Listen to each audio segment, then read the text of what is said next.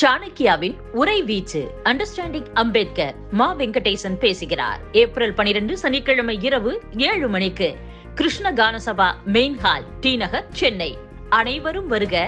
அனுமதி இலவசம்.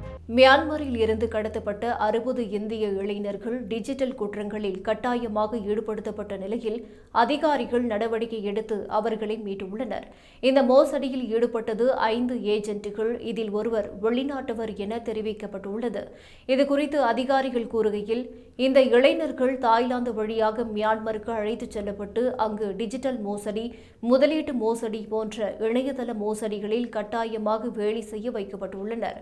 இந்தியாவிலிருந்து தாய்லாந்து செல்வதற்கான பாஸ்போர்ட், விசா, விமான டிக்கெட் உள்ளிட்ட வசதிகளை முகவர்கள் ஏற்பாடு செய்துள்ளனர். தாய்லாந்து சென்றுவிட்ட பிறகு அந்த இளைஞர்கள் மியான்மருக்கு கடத்தப்பட்டுள்ளனர். சமூக ஊடகங்களில் கை நிறைய சம்பளம் என்ற பெயரில் விளம்பரங்கள் போட்டு இளைஞர்களை மயக்கியதாகவும், இது திட்டமிட்ட கடத்தல் சம்பவம் எனவும் போலீசார் தெரிவித்துள்ளனர். இதனைத் தொடர்ந்த விசாரணையில் பல்வேறு வெப் சீரிஸ் மற்றும் தொலைக்காட்சி நிகழ்ச்சிகளில் நடித்த மனிஷ் கிரே, டைசன் என்ற ஆதித்ய ரவிச்சந்திரன், ரூப் நாராயண், ராம்தர் குப்தா, ஜென்சி ராணி ஆகியோர் கைது செய்யப்பட்டுள்ளனர்.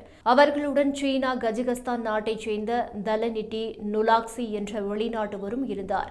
இவர் இந்தியாவில் சைபர் கிரைம் நிறுவனம் ஒன்றை துவங்க திட்டமிட்டிருந்தார்.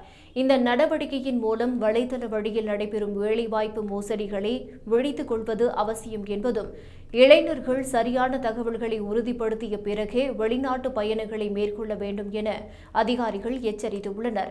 இந்த மீட்பு நடவடிக்கையை மகாராஷ்டிரா சைபர் கிரைம் போலீசார் நடத்தியது குறிப்பிடத்தக்கது.